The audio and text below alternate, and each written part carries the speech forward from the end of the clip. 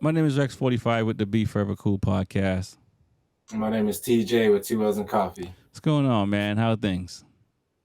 And just can't complain. We got another week of racing upon us. A couple more weeks left, but I'm just happy that I get to watch some racing. No doubt. And when you say a couple more weeks of racing, I assume you're talking about MotoGP. Yeah, MotoGP and World Superbike's done, but MotoGP is still rolling. Yeah. Speaking of World Superbike, man, they had the testing after. Obviously, I don't think we spoke since Alvaro Batista won his second world title, right? No, but a lot has Happened. happened since the season ended. I mean, before the test. I know we was talking about all the changes. Mm-hmm. We have a lot of people going to new teams. Um, so a lot of those guys also tested. Top Rack is going to BMW. Right. Yep. We got Jonathan Ray going to Yamaha. Yep. We got what Ioni was testing out there as well, and we got Rinaldi staying with the same manufacturer, but new team. Correct, So correct. That's the part that's not crazy. I think the craziest thing is Inoni coming back after being out of professional racing for 4 years, right, for testing positive for banned substance, and he was, one of the guys that was, top of the charts on day two, time charts on day two, which is pretty impressive. I mean, for being, and I think he's in his 30s now too. So he's not to say he's over the hill or long in the tooth or anything like that, but definitely he's not one of the young guys coming in. And he topped the time. He was one of the top three. Oh yeah, I'm sure he has been training up until this point, Right. uh, or at least staging for a comeback due to his banned substance Banned. situation, Banned. being banned. Yeah. But for someone being out and then stepping into the plate and producing like that is pretty impressive. Yeah.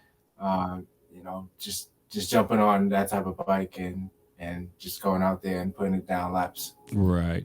And Nicola Bugala did the same thing. I know I'm jacking up his last name. Forgive me for that. He also another guy on the factory Ducati that was up there in the time charts, and he won the World Super Sport title, and so now he got the factory seat. And even another guy that's up there and running in the test, which was pretty impressive. Well, my thing is when the test comes, right?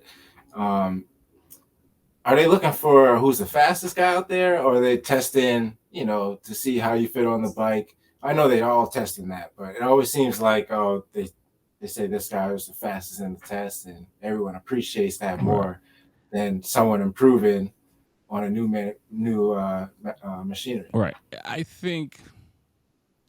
And I haven't been in the World Superbike camp or anything like that.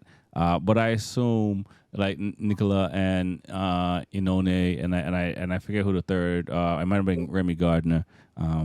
I think the newer riders coming in, they're just trying to go fast. I think the seasoned guys are working out setups and working out a lot of other stuff and suspension and all other things and unnecessary work, because I think they might they realize that being the top of the time charts in a test is not the most important thing. It's making sure they are comfortable on the bike, they got a good feel for the bike, and the bike is doing what they want it to do.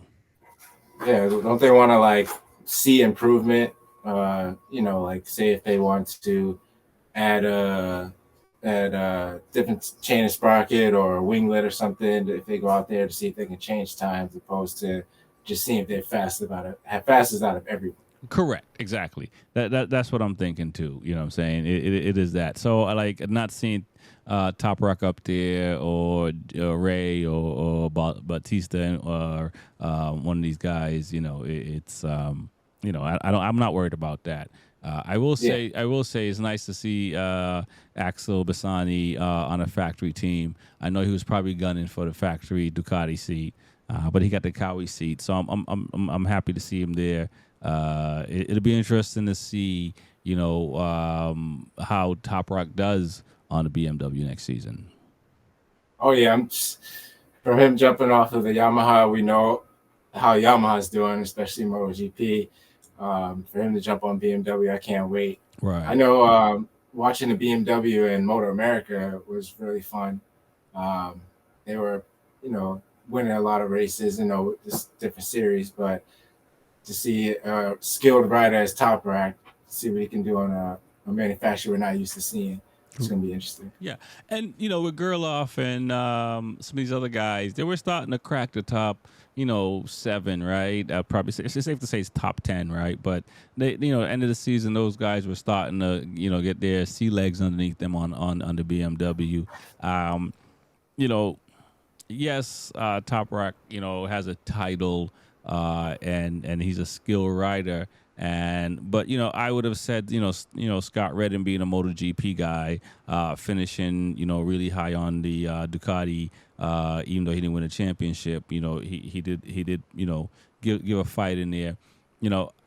I think the skill sets. What I'm trying to say is the skill sets I think is pretty even. So I don't know if he's going to bring a lot more to BMW than Gerloff or Redden or one of these other riders that's already there, especially being a new rider and being on the Yamaha, Well, it does help the BMW team, or I like Garrett Gerloff. I was rooting for him for the beginning of the year. Yeah. But to have him come on, and just get data from him, and I mean, as far as a BMW team, I think they'll be really, really someone to mess with. Yeah, I think so too, because Gerloff he came from Yamaha, so I think for Top Rock probably he's the person to lean on the most, because he came off of the Yamaha I think for a couple of years, maybe 3 years, maybe 2 or 3 years that Gerloff was with Yamaha. So I do think that, but I don't again we'll see, right? The BMW is yet to be a champion bike, so it'll we shall see, because I'm not trying to take anything away from Top Rock's skill, because he's definitely a skilled rider. But so is Redden, right? I mean, so is So these are, I'm not gonna, what I'm saying, like Redden was in MotoGP from age 16. What I'm saying, like or 15 or 16 or whatever. He was young in MotoGP, so like I don't want to take like I don't. It's unfortunate that I don't see Redden doing well. Hasn't done well on the BMW yet. And even though he lost the factory seat and now he's on, I forget the name of the team he's on, but he's on the same team as Gerloff. I still think Redden is a skilled guy. You know what I'm saying? So it's I'm not knocking Top Rock, but we just got to wait and see. Oh yeah. Do you think Alvaro Bautista, what type of changes they may do during this test? Because he's the winner. I mean, he has improved the past 2 years being number one, but right. I don't know. The thing is this: they added they made some changes, more changes than I know about, but they add 7 kilo to weight for him because there's now a minimum weight that every rider has to be in. So they had to add weight to his bike for him to make that minimum weight. Right, so yeah, that's crazy. Yeah. So I believe it's 7 kilos, and it's gonna take some getting used to. I can only the only way I can really tell. I don't know what my So when I ride my Multistrada, I got a top. I got a top case on the back, and I got a backpack not full of, but I got a laptop and stuff in it. Right, and I notice the difference when I ride that bike on the street, when I take corners and stuff like that, when my backpack is in the top case. Versus when it's not. You probably notice a difference when you have a full tank of gas on your bike, or most people do on their bike, versus when they get low, or you notice if you're pushing your bike, right? You know what I'm saying? Yes. You'll get a feel. So that's something he's gonna have to get used to. He could get fatigued by the process. He may have to bulk up, which could make him a little bit more less flexible because of it. He's also an older rider as well. So that I remember when MotoGP guys started having the shoulder cam, and they talked about the weight with just having the camera on their shoulder, and just the difference that made. and that camera, I gotta assume is a lot lighter than the weight they're putting on Alvarez's bike. Well, you think they're just trying to slow him down? Because I know Danny Pedrosa is like, man, if y'all added some weight to my bike, I'm telling you. Because I don't. Go ahead. I was gonna say it's just I don't know the rules that they come out with every year. You know, for him winning 2 years in a row, you see the Ducati improving. Um, I don't know why his weight has to come into play Well, when he's winning. it comes into play because of his weight. He's always going to have more tire at the end of the of the race. But here's the I guess, downside of yeah. being that light. If it's cold out, he doesn't have enough weight to keep heating the tire. Like, and that was the biggest thing with Danny Pedrosa on colder race days. He wasn't heavy enough to keep enough weight, keep enough heat in the tires on that type of thing. So it's one thing when it's hot Yeah. out and you know it's he's gonna get the grip he need because he got that heat out there. But you know when it's chilly out or colder temperatures, I should say, it's harder for him to generate heat in the tires. So there's pros and cons to that, and you know, and I don't know, I'm not, and I know, on one hand, I was just bigging up Scott Redden. On the other, now I'm going to sit here and say, from to my knowledge, he's one of the riders that complained about Alvaro being so light, and they should and now we have a weight thing, right?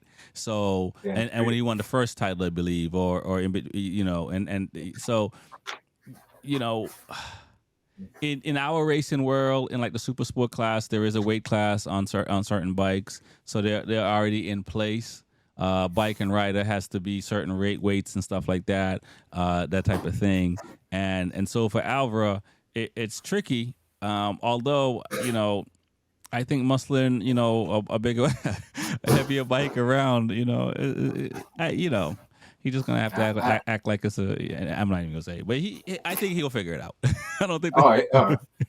He'll figure it out for sure. I mean, I think it would make him a little bit faster, to be honest.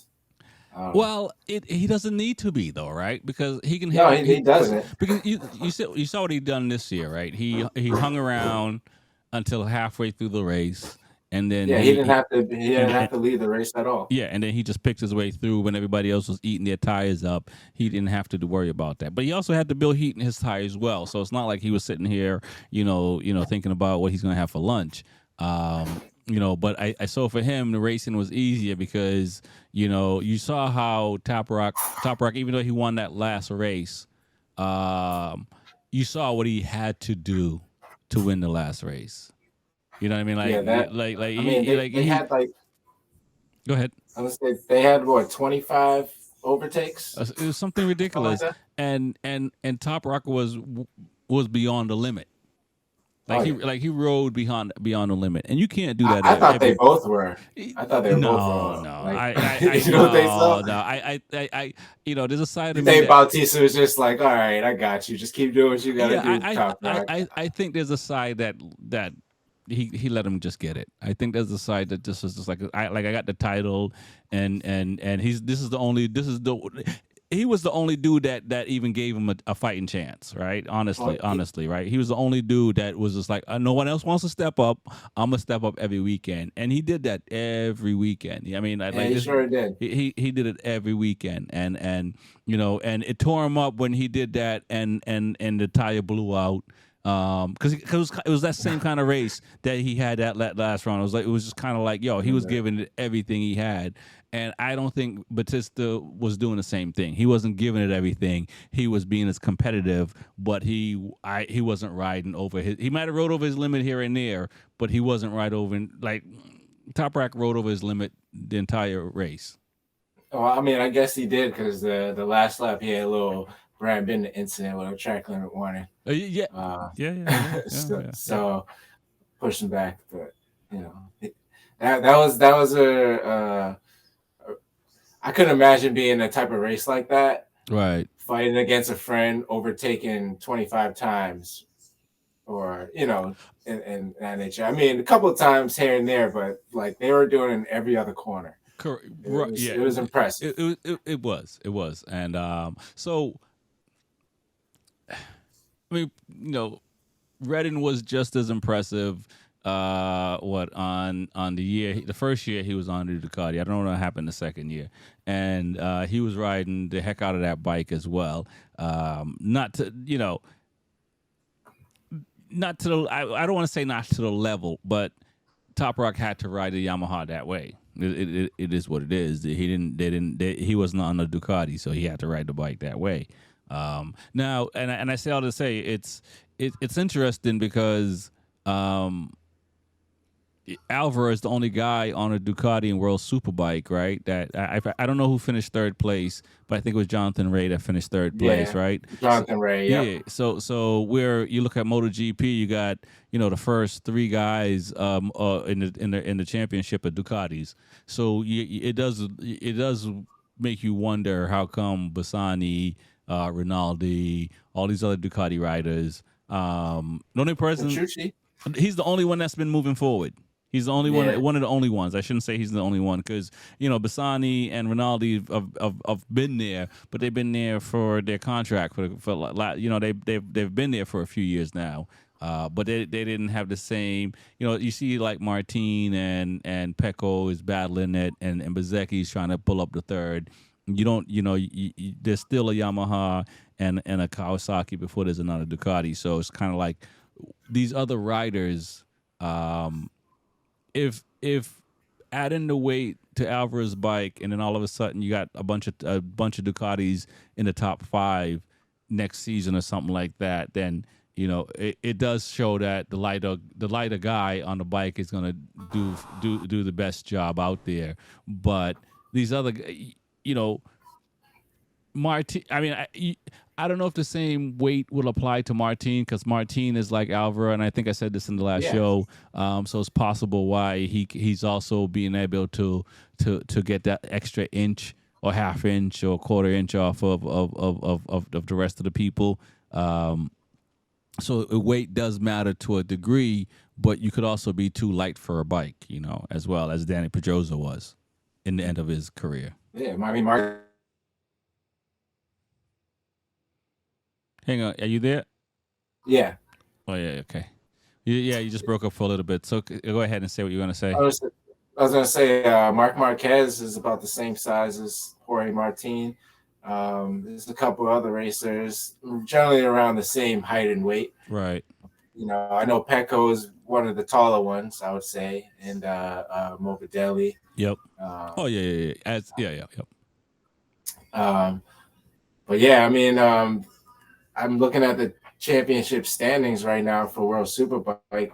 I mean, Álvaro Bautista finished with 628 points. With Toprak was following with 552. Right. So that's a huge difference. I mean, if you go to third place with Jonathan Ray with 370, so like that's almost double from what Bautista has. So maybe they needed to change something up. Now, is it just for someone who of his weight caliber? Like, is anyone else in World Superbike the same caliber? Right, he's not heavy enough, so they're going to add weight to the bike. Someone else will probably have to lose weight. If like a Petrucci, when he came into MotoGP, he was heavy as hell, so he had to lose weight. I don't know. I doubt his situation is like that now because he looks pretty lean right now. So I think for the bigger guys, they have to stay slim. And keep that weight off. But if you're a small rider and Aaron Canet, for instance, come out to World Superbike for some reason, he's probably gonna have to add weight as well to the bike. So it's not everyone, and I gotta assume adding weight to your body and weight to the bike is different because at least the weight to the body can be separate. It's just spread throughout your body, right? It's not in one place, and maybe they're doing that with the bike as well. Who knows? But it's going to be tricky because you can't put weight on the wheels. Yeah, it's like where you going to put it? Maybe the bottom of the engine. That's the best place probably. But I'm not a physician. I'm not a physics major, so you know what I'm saying. You think the setter would be the best because you put it in the front, you have to be burning more brakes and tire and yeah. So I don't know. So versus if you just need to gain 5 pounds, you're gonna gain it everywhere. So What if he's just takes a lot of energy, muscle things, and just eat a lot. It gains weight. They still have to throw well, that in. I Like suspect a marathon training to lose weight. To right. make the deadline. He Yeah, did. to make a weight class. I mean, I Yeah, suspect, who knows, but maybe that's what they're doing. That's why they weren't worrying about times, this past weekend. And maybe he realized, look, you can have a 7 on a bike, or you can put, 4 on you or 3 on you. We could put 4 on the bike. exactly. And because that would probably makes more sense to break it up. Yeah, If not, or if he can put the whole thing in his body, then the bike is agile and he has muscle memory from the bike. And heavier muscles takes a little bit of getting used to. But that's just going to be reaction time, and just you're going to slow down a little bit for sure. But with your muscles, you're going to speed up as well. So it's really just you getting used to your muscles. And I think it's gonna be. I don't know. Maybe they try it with the bike now, and then he adds some weight, and they take weight off the bike, and they see which one feels better. well, yeah. Unfortunately, they're gonna have to try the bike first. I don't know Yeah, if he can exactly. gain Because it's gonna gain take him. all the way in one day. But I don't know. I think the calendar's out, but I think they're probably gonna start racing in March. So you got some time. Listen, man. I think I got to lose about 7 key. I got to lose some weights off my body right now. So I'm looking at it the same way. I guess it's just how you build. It's hard for me to gain weight. I say. Yeah. Oh wow. I can't lose weight, but You're still at a place where your metabolism is pretty fast, so you don't have to worry about that right now. But trust me, there's some people out there saying, "Look, man, I could look at a bag of chips and I gain a pound." Yep. I mean, Thanksgiving is coming up too, so he better get to eating. Yeah, no doubt, no doubt. So yeah, man, let's get into MotoGP, man, because we're in Malaysia. Yep. And a nice fast track. Nice fast track. Yeah, I it's guess a long track too. Yeah. It's interesting because last year when and I think I mentioned this too, when Pecco was fighting for the championship, they talked about team orders. But this year, when it's Ducati 1, 2, and 3, Ducati could just say team orders, right, and just give it to Pecco, right? They can just say, "Look, man, you're having fun, do all that." It's like Phil Jackson, you know what I'm saying? Some records are not meant to be broken, and pulled out Kobe when he scored 81, and he could have probably scored another 20-something and broke Kareem's scoring. Right, so I don't think it was Kareem. Maybe it was Walter, one of these guys. Well, at 100. Yeah. You know what I'm saying? So it could be the power's in Ducati's hand, right? They can literally pick who they want as the winner. Yeah, that is crazy that how the cards played out, over the past 2 years. Where now, they can direct who they want as a winner, like you said. Because before, when you had like Ducati that had a whole bunch of points, and the other Ducati rider didn't have a lot of points. It was Fabio last year. Yeah, Yamaha. Yeah, and you had to block him out. Had to block Fabio as best you can, or different manufacturer, and that take away from the rider has nothing to do with it, who wants to participate, and like, no, I have a chance to win this, and you trying to have me play the game for and that's the thing, and I think any rider, any person is probably going, and that's what Pecco said last year. He is like, I don't want team order. Let's just see what happens, right? And as a rider, that is the mentality, right? But if Ducati's thinking, if Ducati's looking at the long picture, they want Pecco to win. Well, Jorge Martin ain't. They don't want Jorge to win. No, seriously. No, seriously. If Ducati's thinking about, listen, it's a factory bike. That's not fair. I mean, they're both factory, right? But it's a factory team, right? And if you were to ask any of them dudes, and I don't want to bring race into it, but you got an Italian manufacturer, they want that guy to win.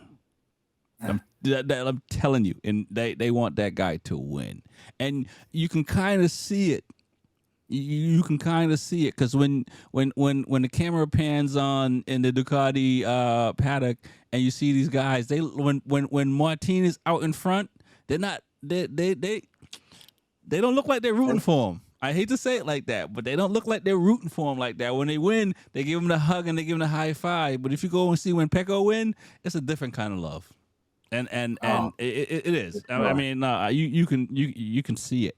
So I mean, I do believe that. And again, if you're in business, you want your factory team to win. You want your factory team to go back to back. Like that's what you want. You know what I'm saying? And again, there's no loser for Ducati in the long run because one or two, unless something happens these last few rounds, Ducati's going to win a championship, right?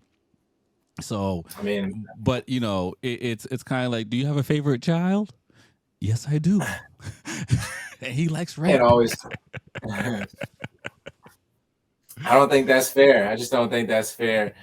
I think Martin would be the one that'd be like, screw your orders. No. Listen, man. Listen. You know, I don't want to say he's the bastard child, but listen. I mean, that's they're making it pan out that way. If that's the case. You know what I'm saying. So you're rooting for the underdog, right? You know what I'm saying. You're rooting. You know, if you watch these movies and TV shows and stuff like that, you know, and the king got like 13 bastard kids. You know what I'm saying? And you know, it is what it is. But you know, they do. I feel like you would. I mean, you would. It's business. You know what I'm saying? At the end of the day, you want your factory team to win. You think in Formula One, you think you think Mercedes want McLaren to win? Not McLaren. That's Aston Martin or whoever has the same engine. I think it's Aston Martin. You think they want them to win? No, they want Lewis and Russell to win. You know what I'm saying? The same thing with Red Bull and all these teams. No, they want the factory teams to win. They don't want the satellite and the other teams to win, and you got the same engine. You know what I'm saying? Because Ducati's paying mint for these guys. They're not, not to say they're not paying mint for Jorge and Zarco, but your factory team means you're getting bigger money. I think that is true. I think it's my theory is a little bigger than that. Like I think they're afraid. Just slightly. They want Pecco to win for sure. But if Jorge Martin pulls this out, the decision that they didn't choose him last year to be a factory rider, and now if he wins, they have to make a decision. Like, yeah, I saw. They don't want that decision right now. So they want Pecco to win. They're not gonna. They focus on Martin another time. Yeah, they can't. They can't. They will. And Enea Bastianini, it's not his fault. So not at all. They can't get rid of him, and they already said they'll lose a lot of money if they did. Does Jorge deserve the seat? Yeah, but so does Bezzecchi. Bezzecchi was close.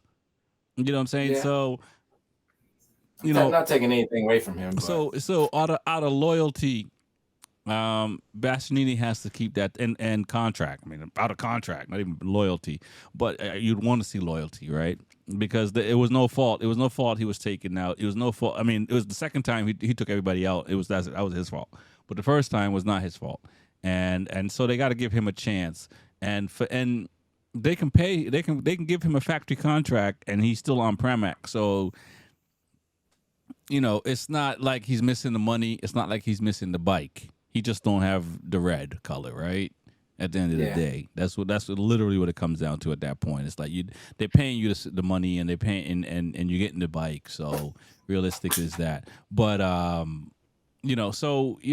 but if it's hard to say if Ducati would regret not giving Jorge the seat. I think Jorge not getting the seat is motivation for him doing what he's doing this year, right? True. But Bastianini did have a better year last year and was more consistent last year than he was, especially at the end of the year.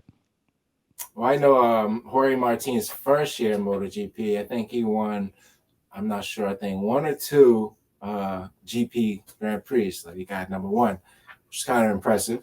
So I thought his second year would be a lot better, but he had his ups and downs that he's still going through now. Right. And Bastianini came through and killed it. Yeah, he did. He rides last year, because he didn't really ride this. He's not riding this year, even though he's on a bike. He rode last year like how Zarco's riding this year, right? Strong at the end of races, and so he deserved that seat. And if he didn't get taken out, it could have been Pecco and him this year. Instead of Martin, or it could have been Martin, him, Bezecchi. It could have been four of them. I'm not, I don't want to take anyone out of it, but definitely Martin has been right. Martin at the end of this season is riding like how Pecco rode at the end of last season, and I don't know if the mistakes he made already cost them.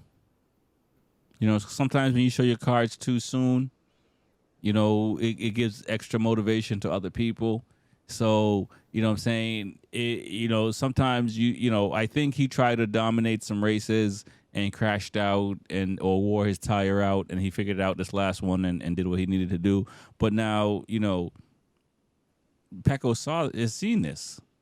And I'm, at the moment, unless Jorge Lorenzo, Mark Marquez, a whole bunch of other seasoned riders are sitting here in Jorge's camp. And don't get me wrong, I know that Aleix and Rins and a bunch of other guys they're tight with, but that VR6 Academy is a monster. They're like Avengers. You know what I'm saying? They're so when you're surrounded like they're surrounded, I think these last few rounds you're gonna see a different Pecco. Yeah, like I said, Pecco is gonna have to step it up these last few rounds, especially. I mean, his team is pushing for him. Like, there's only so much they can do. Mm-hmm. So he's gonna have to step it up. He's gonna have to be in Q2 right away. Yeah. And he's gonna have to no second row. He's gonna be front row. And keep this in mind, right? Think about this for a second, right? He's finished second or won races with bad qualifying. No, I know. Just keep that in mind. Oh yeah, I have. Martin is doing backflips, but this dude had to that's Zarco. No, but you know what I'm saying. But you do realize this dude had to come through the field on you. Oh, I know. But it's crazy because Martin's the king of poles. He'll start in the front, so you gotta worry about him because he can run away. Right. But Pecco also. The thing is this though, not to cut you off.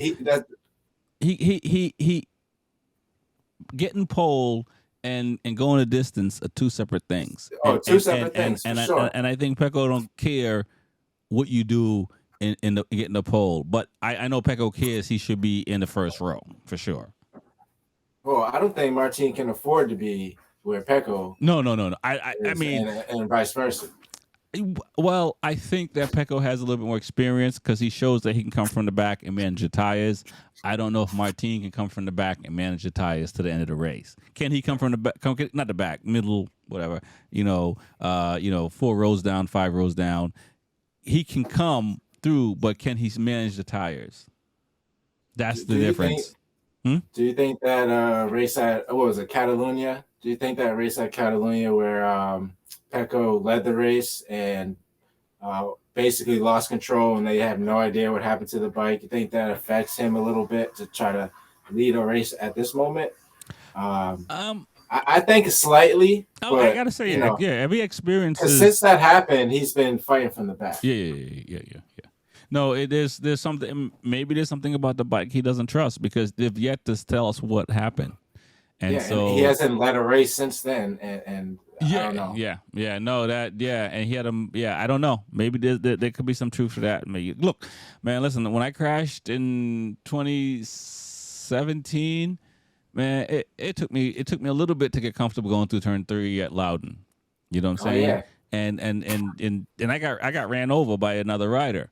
And so. Yeah, we're human beings. You know what I'm saying? And I'm not sitting here saying I'm a MotoGP rider by any stretch of the imagination, but we're human beings. It doesn't matter if you're a MotoGP rider or you're one of us doing the backyard boogie.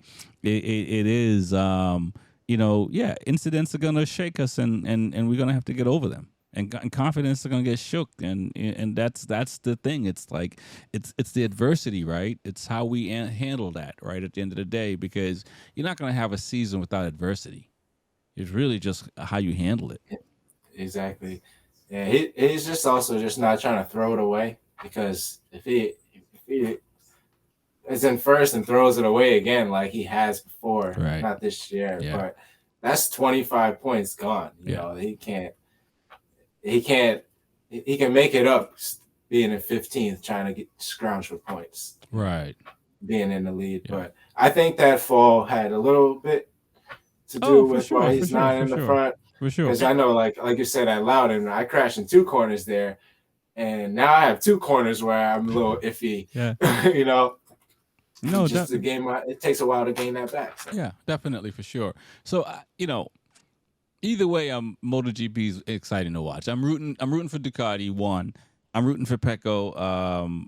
But I also like. I can't deny what Martin is doing. He's riding like Jorge Lorenzo. He's riding like Danny Pedrosa. I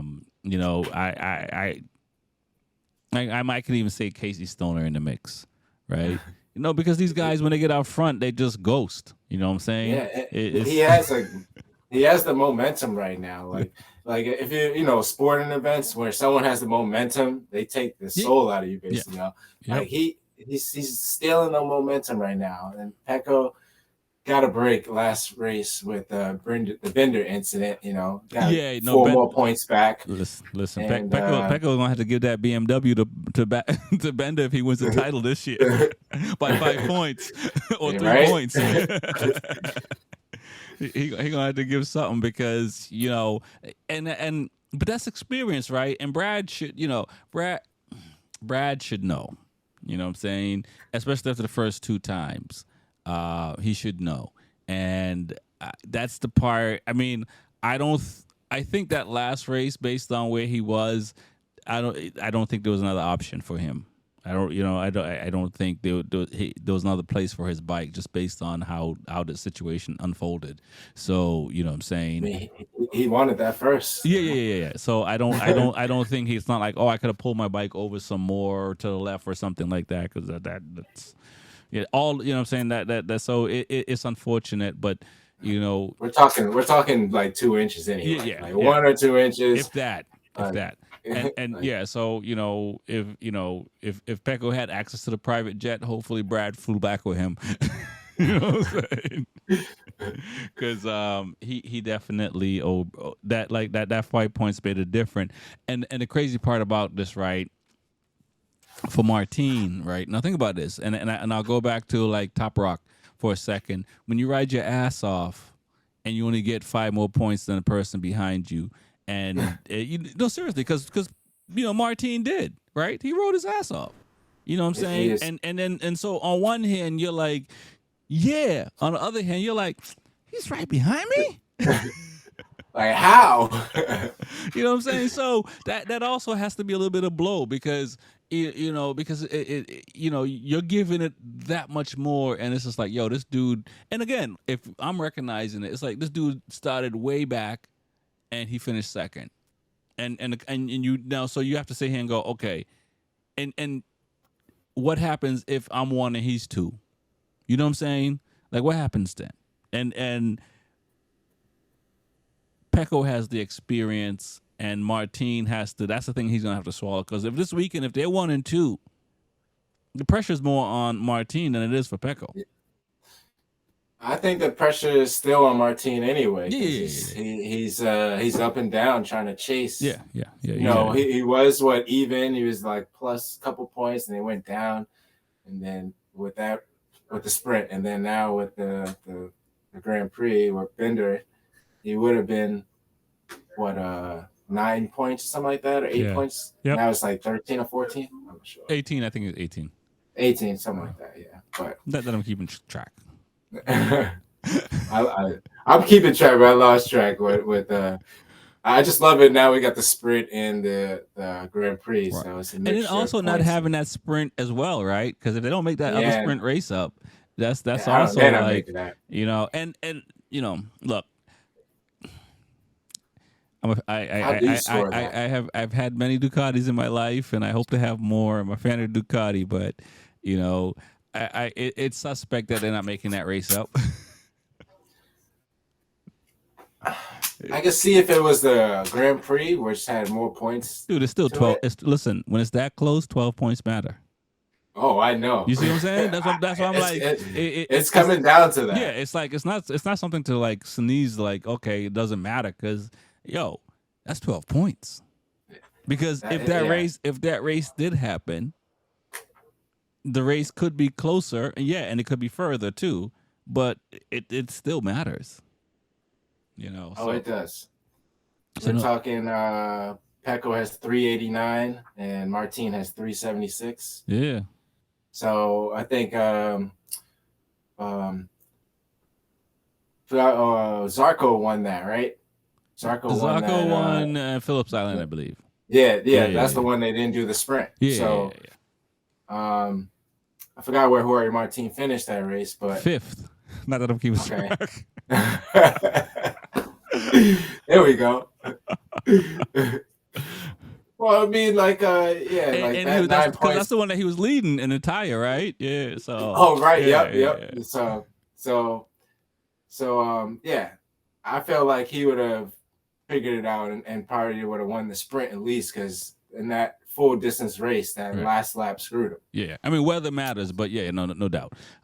So that's an extra 9 points he could possibly have. Yeah, that's what I'm saying. You just don't know. So it is. I mean, I will say, so far, I do appreciate the sprint race, and I do appreciate the excitement. I do appreciate the competitiveness of MotoGP, because when Marquez was winning 1, 2, 3 in a row, or I think he skipped one. It was just kind of like, oh, Marquez is going to win again.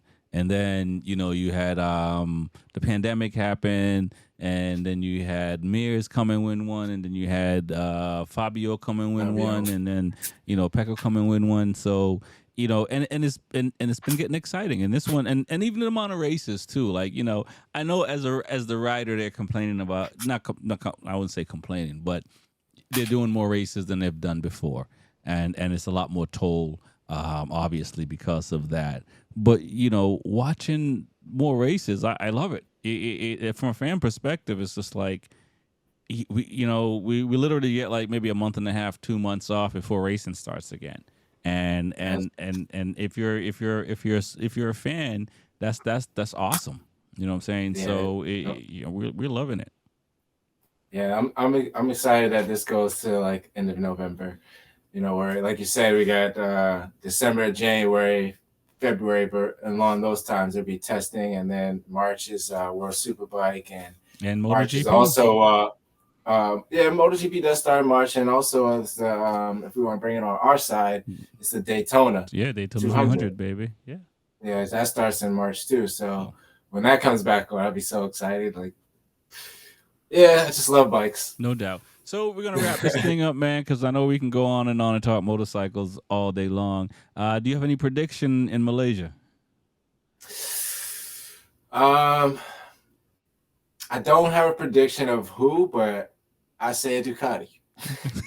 I'm gonna say probably. I want to see Bezzecchi up there. Or I feel bad Martin, for Bezzecchi because Go ahead. And if we want to switch up Ducati, I want to see Brad Binder pull one out. I mean, he's been trying so hard. Right. I think he still has the momentum, but this is a fast track. I mean, the KTM's are up there with speed now with Ducati. Yeah.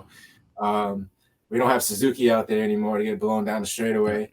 But yeah, I'd say Bezzecchi or Brad Binder. Yeah, I will say before I'm leaning the same way.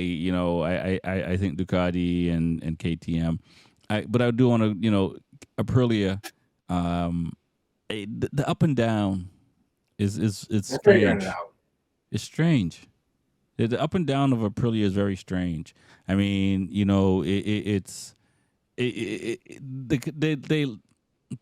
they lack consistency. Mechanical chain braking. Yeah, it's just a lot, and I mean the only person you can't really pick at is Raul Fernandez, right? That's the only person. But you look at Oliveira, who's won races, Vinales, who's won races, not on the Aprilia, but won races, and Aleix, who's won races. It's so weird that they just, they're just the inconsistency is I don't understand it. You know what I'm saying? Like, because it's just kind of like, yo, man, y'all y'all should be in the top 8 consistently. What about KTM? I mean, No, Brad KTM Binder's a is more consistent consistent. one. Yeah, they're more consistent. They they But they they they're literally they're not as consistent as Ducati because they don't have enough KTM's on the grid. But they're more consistent. They're like, so it's really like Ducati, KTM, Aprilia. Yamaha, Honda. They might be even Yamaha. they might even be hyphenated because if you look at the podium between Fabio and Marc Marquez, right? Because they're only 2 that have podiums. You know what I'm saying? They might cancel each other out. So you know what I'm saying? They're kind of like at the same place. I think Honda's having the worst year of all No. of them. Yamaha is having a worse year than Honda. They only got 2 bikes, and they only got 2 bikes. They can't produce really anything. Right, because Marc Marquez is actually. I don't even know what the standing is, but I think I gotta assume Marc Marquez is higher in the standings than Fabio is right now. And if he is, then Yamaha then Honda is the better bike. No, the standings, we got Fabio with 145 points. Marc Marquez has 81. Okay, so all right, Yamaha then. I mean, the points speaks. He has the most falls this year. Oh yeah. Listen, and I think every Honda rider fell a lot. Taka, Mir barely finished this whole season. Marquez is sliding into Rossi's DM like, bro. Yep. Ducati. You know what I'm saying? How can I get, can I get to the academy and ride with you guys? Because pretty much all the, except for Celestine, Celestine can probably be on a Ducati too, but he's probably going to be on a Triumph or something, right? Outside of Celestine and Minos, everybody else is going to be on Ducati. So Marquez is going to be like, yo, can me and my brother come over and hang out with you guys in Mazzano? Yep. He's still going to feel like an outsider? No, look, I don't think so, right? Because I think like Lorenzo, he got humbled when he went to Ducati, and I think after Marquez got hurt this last time and was sidelined for so long, I think he's evolved from the Marquez who was never hurt. It's essentially young and cocky, right? I mean, that's what it is, right? Yeah, that's what it is, right? But when you have adversity like that, it makes you human again. John McGuinness. All these top players when they have to deal with adversity, any person really, right? When you have to deal with adversity, it makes, if you were an asshole before, you become a human being, and if you were a human before, you become even more empathetic, right? Yeah. So. I've seen that. So like I look at them now and it's just like, yeah, I know what you did. But you're learning, so it is. We as human beings, we all learn and evolve. So you can't hold, you can't be mad at the younger version of people after they've evolved. You know what I'm saying? That's a fact. Yeah. I know one thing before we go. I'm just looking at the standings since we brought it up. Since we have a few races left, I love to see everyone at least score a point. So right now, B4evaKool has 0. Well, he's in World Superbike, so unless somebody gets hurt in Honda, he's done. Yeah, and then we'll see. You never know. And then Cal Crutchlow, he has 3. These guys are. Oh, he got 3. He only did 1 race, so there you go. Yeah, that's good. Let's see who's still in it that needs points. Like Pohl has 12, Mir has 24. There you go. Listen, Pohl got jacked up, man. He broke his jaw. That's. And and other things. Not, you know what I'm saying? So I just said I'm getting like 1 point here and there. Yeah. I just like to see it mix up. But look, man, it's tough out there. It's exactly. there could only be one number one. You know what I'm saying? It's, there can only be one number two and so forth. It's when you're a second, and it's not like it's crazy because you think of like I don't know how many riders are in there now, but when you look at the qualifying times and these guys are like 1 to 1.5 second apart, and you're like the 25th guy or the 22nd guy, and it's like you still gotta hold your head up. You know what I'm saying? Because like you're not that bad. Yeah, to your riding crew, but to your spectators, they're like he sucks. No, but you No, not he sucks. But right. But they probably are doing that, and which is the downside because the competition is so elite right now that crazy, you again when I say Marquez being humble now and stuff like that, we're all human beings. You gotta look. You have to realize like it's only a second and a half here we're talking about here. Like that's a blinking of an eye. Yeah, you gotta tone it down if you're a fan and you're mad at Fabio or Frankie or one of these guys because you're talking about 24, 25 guys in this case, and they're all fast. And I think at this point it's really probably machinery and your organization.